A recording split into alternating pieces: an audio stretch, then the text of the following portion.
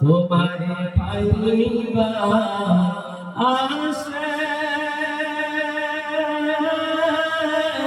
বুড়িয়া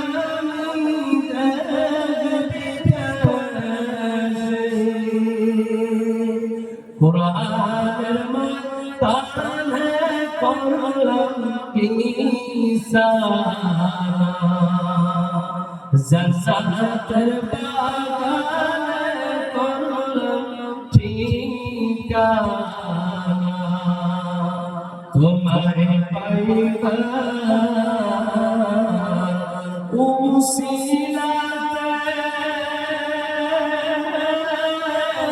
হাতি নাম পীরের হাতে পার পাবো জান্নাতে বাসনা আমার দয়া মাওলা আমার দয়া মালিক রে আমার দয়া মাওলা আমার দয়া মালিক রে কোথায় গেলে পাবো তোমার ঠিকানা তোমাকে বুঝি আমি পাইলাম না জগন্নাথে কাণ্ড করে বাড়ির ভিতরে চলে গেলেন আসিয়ার সাথে যায় আলোচনা করতেছেন আসিয়া রে আমি কিন্তু আজকে মহৎ একটা কাজ করেছি কি করেছো তুমি আমাকে আমার করতো আমার দরবারে থেকে ওই বান্দির সন্তান এবং বান্দি সহ আমাকে খোদা বলে মানত না যার মানুষ ফুটন্ত গরম তেলে ফেলে ফেলে তাদেরকে চিরদিনের জন্য আমি দুনিয়া থেকে বিদায় করেছি আসিয়া বলে ফিরাউন তুমি খবর দেওয়ার আগে আগে আমাকে খবর শোনানো হয়েছে কিভাবে তুমি খবর শুনলা কে তোমাকে খবর শোনাইলো আসিয়া বলতেছে ফিরাউন গো ও আমার স্বামী তুমি শোনো আমি আসমানের দিকে লক্ষ্য করে দেখলাম তুমি যখন ওই সন্তানগুলোকে গরম তেলের মধ্যে ছেড়ে দিতেছো তাদের আত্মাগুলা তাদের রূহগুলা যখন বের হয়ে হয়ে আসমানের দিকে উঠতেছে আমি লক্ষ্য করে দেখলাম আল্লাহর লক্ষ লক্ষ কোটি কোটি রহমতের ফেরেশতারা এই জমিনের মধ্যে জায়গা ধরতেছে না একে অপরের কাঁধে উঠে উঠে আসমান পর্যন্ত ঠেকে গিয়েছে ওই বাচ্চাগুলার আত্মাগুলা ওই রূহগুলা নিয়ে একে অপরের হাত থেকে নিয়ে চুমো খায় এই অপরের হাত থেকে নিয়ে চুমো খায় এই অপরের হাত থেকে নিয়ে চুমো খায় মা এবং 7টা সন্তানের আত্মাগুলা একে অপরের হাত থেকে কারাকারি করে কার আগে কে জান্নাতে পৌঁছাইতে পারে প্রতিযোগিতা লেগে গেছে সুবহানাল্লাহ এই দৃশ্য তোমাকে কে দেখাইলো বলে আমার আল্লাহ আমাকে দেখাইছে তুমি কি তাহলে আমাকে খোদা বলে মানো না আসিয়া বলে ফিরাউন রে আমি তো কত আগে মুসার প্রেমে পড়ে মুসার খোদার প্রতি ঈমান এনেছি আসিয়া কে ছিলেন বাবা আসিয়া কিন্তু মুসা আলাইহিস সালামের পালক মা ছিলেন আপনারা ঘটনা শুনেছেন ফিরাউন বনি ইসরাইলের হাজার হাজার মাসুম বাচ্চাদেরকে মার কোল থেকে মার পেট থেকে হওয়া মাত্রই তাদেরকে দাফন করে দিয়েছে কতল করে দিয়েছে কিন্তু মুসা আলাইহিস সালামকে মুসার মা একটা বাকসের মধ্যে রেখে নদীর মধ্যে ছেড়ে দিয়েছিল সেই বাকসটা ওই ফিরাউনের হাওয়া খানায় যায় হাজির ফিরাউনের স্ত্রী আসিয়া কয় ফুটে সন্তান আমি একে লালন পালন করব মুসা আলাইহিস সালাম হযরত আসিয়ার উপরে লালন পালন হয়েছে আসিয়া হলেন মুসা আলাইহিস সালামের পালক মা একজন নবীর মা যে কোলের মধ্যে একজন নবী লালন পালন হয়েছে বলেন তো ওই কোন কি নবীর কোন মাঝে যা দেখে না দেখছে না নাই বাবা নবীর মাজেদা অবশ্যই দেখেছি। আমি তো কত আরো আগে মুসার প্রেমে পড়ে মুসার খোদার প্রতি ঈমান এনেছি। বন্ধুগণ, এবার ফিরআউনের মাথা নষ্ট হয়ে গেল। বাহিরে চলে আসলো হামান, খবর পালো না কি হয়েছে। বাহিরের খবর হলো ফিরআউন কি আমার ঘরের ভিতরে আছে, আমাকে খোদা বলে মানে না। ফিরআউন কয় সি সি সি, এই খবর যদি প্রজাদের মধ্যে ছড়ায়া যায় যে খোদার স্ত্রী খোদাকে খোদা বলে মানে না, তাহলে কালকে থেকে কেউ আপনাকে খোদা বলে মানবে না। কোন ইতিহাস কি হইল বাবা, মজার ঘটনা আছে। মা বোনেরা বড় লক্ষ্য করে দিলের কান দিয়া কথাগুলো শ্রবণ করবেন। লম্বা সময় নিব না, সভাপতির ইঙ্গিত এসে গেছে। বন্ধুগণ, হামান বুদ্ধি দেওয়া শুরু করলো, তোমার আসিয়াকে এমন নির্যাতন করো, এমন কষ্ট দাও যেন তোমাকে খোদা বলতে বাধ্য হয়ে যায়। কিভাবে কষ্ট দিব তাকে? মরুভূমির উত্তপ্ত গরম বালুর উপরে তাকে শোয়ানো হইল, খালি গায়ে তাকে রাখা হইল।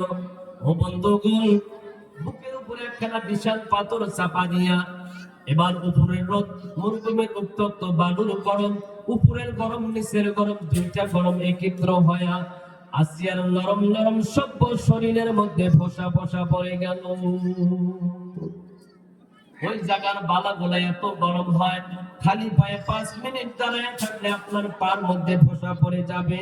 ওই ফুটন্ত বালুর মধ্যে যদি সারাদিন তাকে শোয়া রাখা হয়, বলেন তো তার শরীরের নরম চামড়ায় কি ফোসা উঠবে না? আসিয়ার সভ্য শরীর ফোসা পড়ে গেল। রাত্রে বেলায় তাকে একখানা দড়ির মধ্যে বেঁধে একখানা খাম্বার সাথে লটকানো হলো, একখানা চাবুক হাতের মধ্যে নেওয়া হলো। আসিয়ারে বল, ইমান সারবি না এই চাবুকের আঘাত খাবি? আসিয়া বলে, যে কলিজার মধ্যে মুসা এবং তার আল্লাহর মোহাব্বত জায়গা দিয়েছি, জীবন চলে যাবে, এই কলিজার থেকে তাদের মোহাব্বতকে দেওয়া যাবে না, ঈমান কলিজার থেকে দেওয়া যাবে না। নারায়ে তাকবীর, আল্লাহু আকবার। এমন ভাবে তার উপরে চাবুক প্রহার করা হলো, যেই জায়গাগুলো দিয়ে চাবুক প্রহার করা হয় কলিজার টুকরা মারে। শোনো, আসিয়া কোন চুরি করে নাই, কোন বেশ্যাগিরি করে নাই, কোন কুকর্ম করে নাই। একটাই তার দোষ, সে আমার মাওলাকে তার কলিজার মধ্যে জায়গা দিয়েছে, সে ঈমান গ্রহণ করেছে, যার কারণে তার গায়ের মধ্যে এমন জোরে জোরে চাবুক প্রহার করা হলো। যেই জায়গাগুলা দিয়া চাবুক পড়ে বাবা, ওই জায়গাগুলা দিয়া যেই ফোঁসাগুলা পড়েছিল, ঠাস ঠাস করে ফোঁসাগুলা ফেটে ফেটে চামড়া পর্যন্ত সের সের করে ফেটে ফেটে রক্তগুলা লাল লাল হয়ে যায়। চাবুকের উপরে চাবুক। এক পর্যায়ে ফিরআউন মারতে মারতে হরণ হয়ে গেলেন, হামানকে দিয়ে মারানো হলো। হামান হরণ হয়ে গেলেন। বড় বড় শক্তিমান জল্লাদকে বলা হইল, ততক্ষণ পর্যন্ত চাবুক প্রহার করবা যতক্ষণ পর্যন্ত ও আমাকে খোদা বলে না মানবে। এইভাবে চাবুক মারা হয়। আর বলা হয়, এখনো কি তোমার কলিজার থেকে তোমার মওলার মোহাব্বত বিদায় হয় নাই? এখনো কি তোমার কলিজার থেকে তোমার মোহাব্বত, তোমার আল্লাহর মোহাব্বত বিদায় হয় নাই? এখনো কি তোমার মওলার মোহাব্বত বিদায় হয় নাই? আসিয়া বলে, ফিরআউন রে, কি করে তুই বুঝবি আল্লাহর নীলা খেলার প্রেম ও ভালোবাসা? তুই বুঝবি না রে ফিরআউন, বুঝবি না।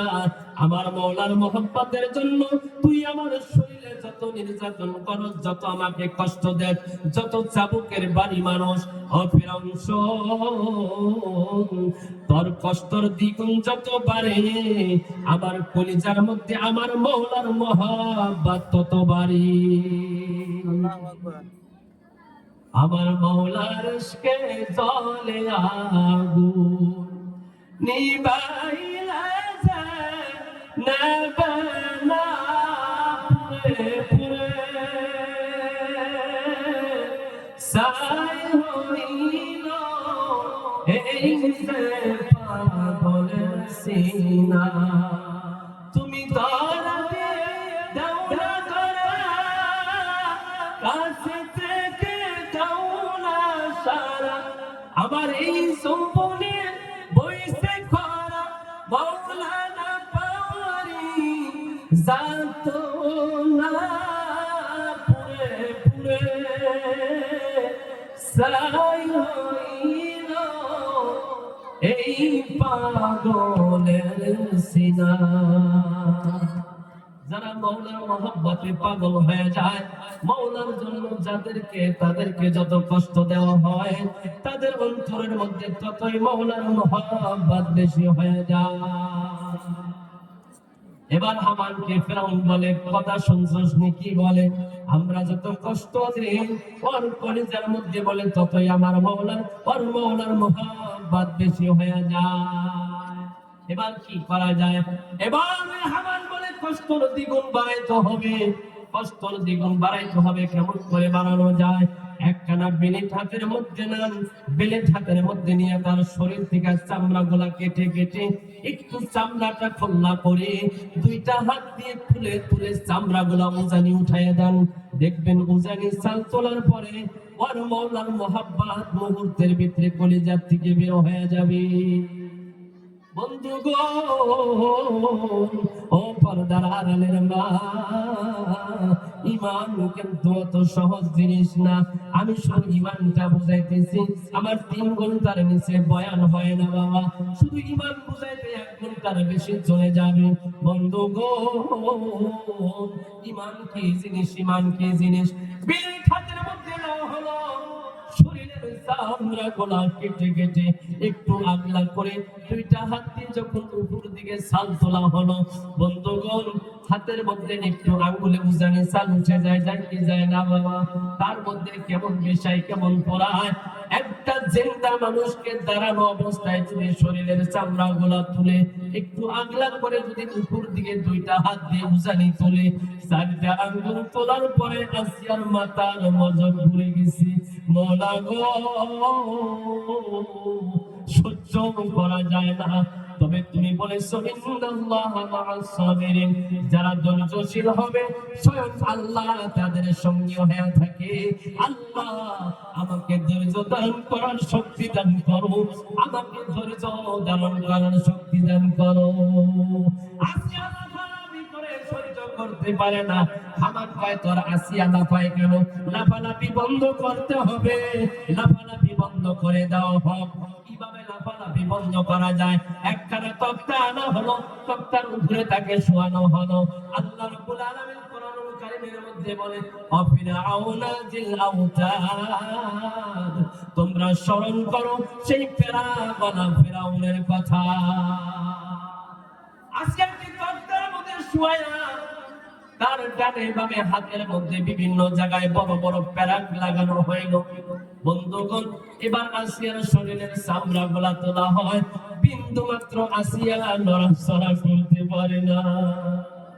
এইভাবে আসিয়াকে যখন নিরহম ভাবে কষ্ট দিতে দিতে তার শরীরের পুরো চামড়া গুলা আগলা করে দেওয়া হইল, শুধু শরীরটা ক্ষত বিক্ষত, রক্ত গুলা লাল টক টক টক টক করতেছে। ও পর্দার আড়ালের মা, আজকে তাকে কত বড় নির্যাতন করা হইতেছে, কত কষ্ট দেওয়া হইতেছে। ও মা, তুমি তো নিজেকে ঈমানদার দাবি করো, কারণ তোমাকে যদি কেউ বেঈমান বলে থাকে তুমি কিন্তু রাগ হয়ে যাবা। আমাকে কেন বেঈমান বলো? আমি তো বেঈমান না। তুমি কেন বেঈমান না? আযান হয়ে যায়, মসজিদে আযান হয়ে যায়, আরে আল্লাহর চাইতে কেউ বড় না। নামাজ হলো প্রধান হুকুম, নামাজ আদায় করো। যে নামাজ পড়ে না সে আল্লাহর বান্দা বলে দাবি করতে পারে না। তারপরেও তুমি নামাজ আদায় করো না আর নিজেকে ঈমানদার বলে দাবি করো। করে না নাই বাবা? ঈমানদার দাবি করা কি ঠিক হবে? নামাজ না পড়ে নিজেকে যদি কেউ ঈমানদার বলে, কখনোই কখনোই এটা আপনারা তাকে ঈমানদার বলে সার্টিফাই দিবে না। সে বেঈমান, বেঈমান, সে বেঈমান। আল্লাহর নবীর কথা, আল্লাহর নবী বলে কাফের এবং মুসলমানদের মধ্যে পার্থক্য হলো শুধু নামাজ। আযানের আওয়াজ শুনে যারা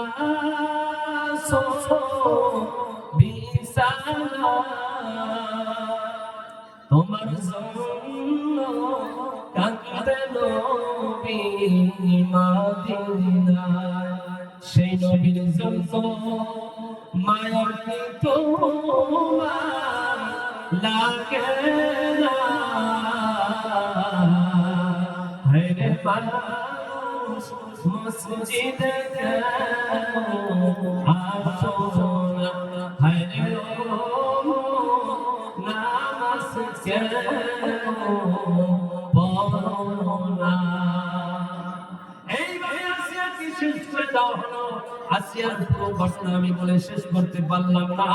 আল্লাহর নবীকে বলা হলো এই মতো ঈমান তোমার সাহাবাদেরকে আনতে বলো। সাহাবাদেরকে ঈমানদার কিভাবে হতে হবে সেই শিক্ষাটা দেওয়া হলো। বাবা মাত্র একটা কথা বললাম, কেবল কয়টা কথা ভাই? মাত্র একটা কথা বললাম। সাহাবারা যেমন ঈমান সংগ্রহণ করেছিলেন, যেমন ঈমানদার আল্লাহর নবী তাদেরকে হতে বলছিলেন। আমি লম্বা করব না, একটা দুইটা সাহাবার 1-2 মিনিটের ভিতরে আমি একটা ঘটনা বলে শোনাবো। কারণ আল্লাহ যেভাবে ঈমানদার হইতে বলছে সাহাবাদেরকে, সাহাবারা তেমন ভাবে সেই রকম ঈমানদার হয়ে দেখায় দিয়েছে। মুতানবিরে আল্লাহর নবী জিহাদে পাঠালেন সাহাবাদেরকে। 3000 সাহাবী মুতার প্রান্তরে জিহাদ করতে যাবেন। সরি, গলত হয়ে গেল। 30,000 সাহাবী। 30,000 সাহাবীর মধ্যে 3 জন সাহাবীকে নিয়োগ করা হলো সেনাপতির দায়িত্ব। যায়েদ বিন হারিস, আব্দুল্লাহ বিন রাওয়াহা, জাফর বিন আবু তালিব। তাদেরকে বলা হলো যাও, তোমরা যাও, চিরদিনের জন্য তোমার আওলাদের কাছে থেকে তোমরা বিদায় নিয়ে আসো। 2 জন সাহাবীর নামে আমি বলতেছি। আব্দুল্লাহ বিন রাওয়াহা ওই দিন মাত্র নতুন বিবাহ করেছে, এখন পর্যন্ত তার স্ত্রী এবং তার সাথে কোনো সাক্ষাৎ হয় না। আগের জামানায় তো বিয়ে ছিল ভালোবাসা করে না, বাপ মা ঠিক করতো, অনদেখা পাত্রকে তার ঘরে এনে সর্বপ্রথম তার চেহারা দেখতো। কথা ঠিক না নাই? বাসর ঘরে সর্বপ্রথম চেহারা দেখতো। আর এখন তো বিয়ের আগেই মোটামুটি 2 বছর তাদের ঘর সংসার হয়ে যায়। কথা ঠিক না নাই ভাই? ওই বিয়ে করে কোনো মজা আছে? কোন মজা আছে? নতুন একটা মেয়েকে যদি বাসন করায় না, প্রথমবার তার চেহারা দেখবা, সেই মজাটা না কেমনই মজা হইতো। কথা ঠিক না নাই? কিন্তু না, দেখবেন মোটামুটি 2 বছর আগে থেকে তাদের সংসার হইতেছে, তখন থেকে তাদের একটা কেসার লাগছে। ও কইলেও সহ্য করতে পারে না, ও কইলেও সহ্য করতে পারে না। বিয়ার পরে দেখবেন তাদের কোনো মিল মহব্বত নাই, একটুতেই তাদের ঝগড়া লেগে গেছে। কথা ঠিক না নাই বাবা? এমন ভালোবাসা। আব্দুল্লাহ বিন রাওয়াহা ওই দিন মাত্র নতুন বিবাহ করেছে, এখন পর্যন্ত তার বিবির সাথে তার কোনো দেখা দেখি হয় নাই। নতুন বউ বাড়িতে রেখে রাসূলের দরবারে এসে রাসূল তাকে সেনাপতির দায়িত্ব দিয়েছে। আর এমন সেনার দায়িত্ব জিহাদে যাবে মাত্র, আর তারা ফিরে আসতে পারবে না। ইঙ্গিত হয়ে গেছে, ইশারা হয়ে গেছে যে 3 জনকে সেনার দায়িত্ব দেওয়া হলো, তারা জিহাদের ময়দান থেকে আর ফিরে আসতে পারবে না। আব্দুল্লাহ বিন রাওয়াহা বাড়িতে চলে গেলেন। দরজার সম্মুখে যায় দাঁড়ালেন। ঘরের মধ্যে নতুন মাত্র বিবি আব্দুল্লাহ বিন রাওয়াহা শুনতে পারতেছেন তার নতুন বিবি, তার নতুন বউ ঘরের মধ্যে গুনগুন গুনগুন করে আল্লাহর কোরআন তেলাওয়াত করতেছে। নতুন বউ সবে মাত্র বাড়িতে আসছে, আর আইসেই স্বামী যেহেতু বাড়ি আল্লাহ রাসূলের দরবারে চলে গেছে, সে নামাজ আদায় করে গুনগুন করে আল্লাহর কোরআন তেলাওয়াত করতেছে। সুবহানাল্লাহ। আর আমাদের জামানা, এই জামানা বর্তমান, নতুন বিয়া হইলে বলে 2-4 বছর রোজাই রাখা লাগে। আমি ওই দিন একবার গেলাম, নতুন জামাইকে রান্না ভাত খাওয়াইতেছে। বললাম ব্যাপার কি? নতুন জামাই তো তাই রোজা থাকবার দিতেছি না। কথা শুনছেন? নতুন জামাই রোজা থাকবার দিতেছে না, এমন অবস্থা। নতুন বৌজি করে বলে রোজা থাকা লাগে। আর আব্দুল্লাহ বিন রাওয়াহার স্ত্রী শুধু আজকে ঘরে আসছে, স্বামীর সাথে সাক্ষাৎ নাই। স্বামী রাসূলের দরবারে গেছে, স্ত্রী ঘরে গুনগুন করে আল্লাহর কোরআন তেলাওয়াত করতেছে। তাদের ঘর সুখের হবে না, তো আমাদের ঘরে সুখ হবে? আপনি যতক্ষণ পর্যন্ত বাড়িতে নাই, আপনার বিবি দেখবেন মোবাইল নিয়ে ব্যস্ত হয়ে গেছে। কথা ঠিক না? আব্দুল্লাহ বিন রাওয়াহা দরজার পাশে যায় স্ত্রীকে সালাম দিয়া বললেন, বিবি একটু সময় কোরআন তেলাওয়াতটা বন্ধ করো। বিবি, সবে মাত্র তোমাকে আমি বিবাহ করে ঘরে নিয়ে এসেছি, রাসূলের দরবারে গেলাম, রাসূল আমাকে জিহাদে যাওয়ার ঘোষণা করেছে, সেনার দায়িত্ব দিয়েছে। তোমার কোনো হক আমি আদায় করতে পারি নাই, হয়তো এই দুনিয়ায় আর দেখা হবে না, আমাকে মাফ করে দিও। মোতার প্রান্তরে জীবন দিতে যাইতেছি আল্লাহর জন্য, দেখা হবে না দুনিয়ায়, দেখা হবে হাসরের ময়দানে। বিবি ঘর থেকে বলতেছে, স্বামী গো, আমি একজন মদিনার সবথেকে সুন্দরী নারী, এখন পর্যন্ত আপনার সাথে আমার সাথে কোনো সাক্ষাৎ হয় না, আমার এই পুরো যৌবন জীবনকে আপনাকে উপহার স্বরূপ রেখেছি, আমি আপনাকে দেখি নাই, আপনি আমাকে দেখেন নাই, তাই একটা বার আপনি ঘরে আসেন। স্বামী বলতেছি, বিবিরে ঘরে যাওয়া যাবে না, ঘরে গেলে আমি তোমাকে দেখবো, তুমি আমাকে দেখবা, একে অপরকে দেখে মোহাব্বত সৃষ্টি হয়ে যাবে, আল্লাহর হুকুম আমরা ভুলে যাব। বিবি বলতেছে, খোদার কসম করে বলি স্বামী, আপনি ঘরে আসুন। খোদার কসম করে বলতেছি, আমি কোনো প্রেম নিবেদন করবো না স্বামী গো আমার, আমি আপনাকে শুধু কলিজাটা ভরে মন ভরে আমি আপনাকে দেখবো, কারণ আমি তো আপনাকে চিনি না।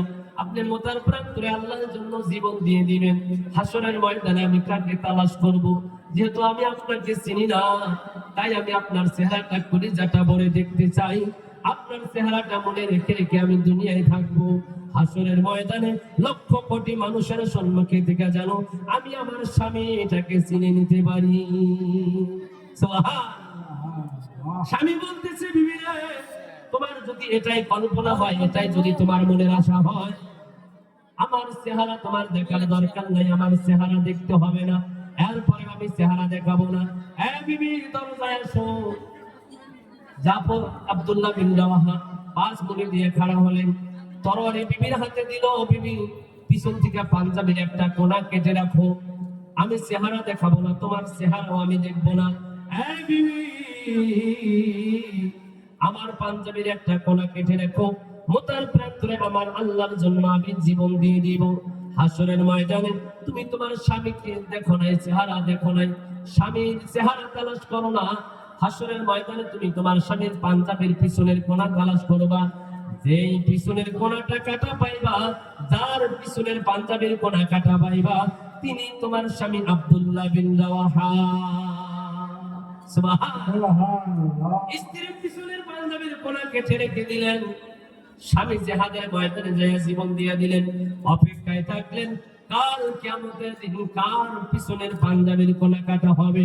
বন্ধুগণ, এই জামানায় যদি কোনো পুরুষ মসজিদের ভিতরে কোনো আমির সাহেবকে কথা দিয়ে আসে, হুজুর আমি 4 মাসে জামাতে যাওয়ার জন্য রাজি হয়ে গেলাম, হঠাৎ করে বিবিকে যদি বলে, বিবি রে, আমি তো আমির সাহেবকে কথা দিয়েছি, আমি 4 মাসের জন্য জামাতে যাইতেছি, বিবি সংসার দেখে রাখো, আমি আর সংসার নিয়ে ব্যস্ত থাকতে চাই না, দেখবেন সেবা সরা স্ত্রী হইলে তোমার খায়া কাম নাই, যাও তুমি তোমার আল্লাহর রাস্তায় যাও, আর আমি আমার টাম টুকলা গোটায় বাপের বাড়ি যাই। স্ত্রীর কথা এমন হবে না নাই বাবা?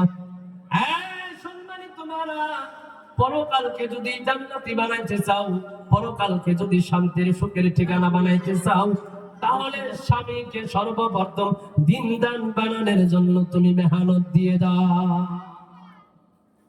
জাফর বিন আবু তালিব বাড়িতে চলে গেলেন, ছোট্ট ছোট্ট মাসুম বাচ্চা দুইটা ছিল।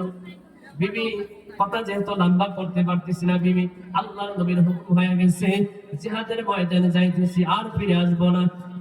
বিবি বলে, কেমন কথা? আমি আল্লাহর কাছে দোয়া করি, ছোট্ট নাবালিক দুইটা বাচ্চা আছে, আল্লাহ যেন আপনাকে গাজী বানায় আমার বাড়িতে ফিরে আনে।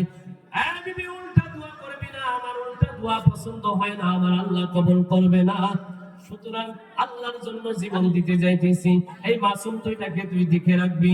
এবং নসিহত করে গেলেন, আমি যে আল্লাহর জন্য জীবন দিতে যাইতেছি, আমার এই বাচ্চা দুইটা বড় হওয়ার পরে এই বাচ্চা দুইটাকেও আমার আল্লাহর রাস্তায় পাঠাইয়া দিবি।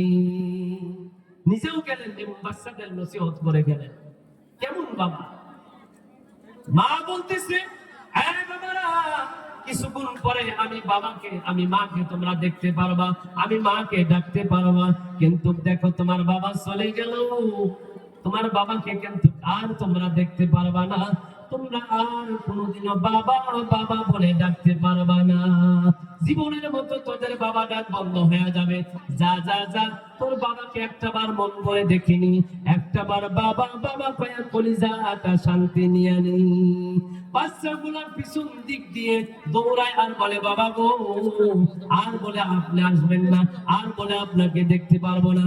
ও বাবা একটাবার পিছনে তাকান, একটাবার আমাদেরকে বুকের মধ্যে জড়ায় একটু আদর করে যান। জাফর বিন আবু তালিব বাচ্চাদের ডাকগুলা কানের মধ্যে শুনতে পারতেছে, কিন্তু পিছনে তাকাইলে বাচ্চাদের প্রতি মায়া এসে যাবে, আল্লাহকে হয়তো ভুলে যাবে। এই জন্য একটাবারও পিছনে তাকাইলেন না। কারা বাবা বাবা বলে ডাকি? ও বাবারা, যারা ছোট্টবেলায় বাবাকে হারাইছো, যারা বাবার মোহাব্বত ছোট্টবেলায় ভালো করে পাও নাই, বাবার পাগল যারা, বলো তো বাবার কথা মনে পড়লে কলিজার মধ্যে একটু ছটফট করেনি? ও ভাই, কেন বাবার জন্য মায়া লাগবে না? আমি মেন টার্গেট নিছিলাম মা বাবার বিষয়ে বাস করব, কারণ আমি সর্বপ্রথমে যে আয়াতটা তেলাওয়াত করেছিলাম, ওয়াকাদা রাব্বুকা আল্লা তা'বুদু ইল্লা ইয়্যাহু ওয়া বিল ওয়ালিদাইনি ইহসানা ইম্মা ইয়াবলুগান্না ইনদাকাল কিবারা আহাদুহুমা আও কিলাহুমা ফালা